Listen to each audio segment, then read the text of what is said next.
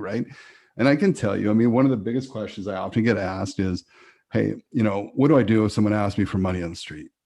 Because if I give them that, how do I know they won't spend it on drugs or whatever? And my answer usually is, look, in life, if you give something, just give it without expectation. You're going to give money. That's their choice. They're going to make a choice. That's not up to you. You're not enabling them. You're being kind.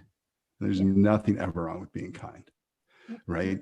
Um, but if you don't, that's okay too. But just be kind.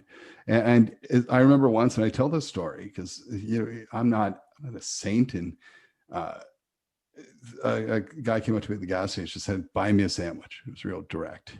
And, you're thinking, well, I wish he'd say, please, and all that, like manners, all this stuff goes out the window. This guy's just trying to survive, man. He's not worried about hurting my feelings. He's worried about how am I going to eat now.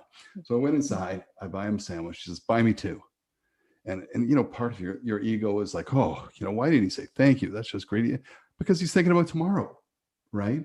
And he's worried about, I'm just trying to survive here, man. I don't have time for you. You're obviously, it doesn't look like you're hurting for a meal, but I am. So you get your ego in check, you understand and it's not to say you have to buy the individual 10 sandwiches, but understand where they're coming from, have no expectations.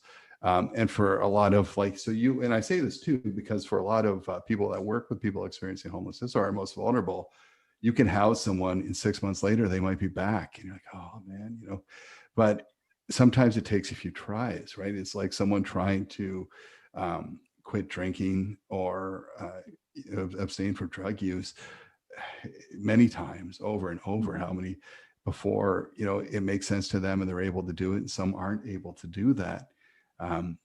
So you really have to look at the small wins. It's another day. I made that person smile. I gave them some hope. They know someone actually cares.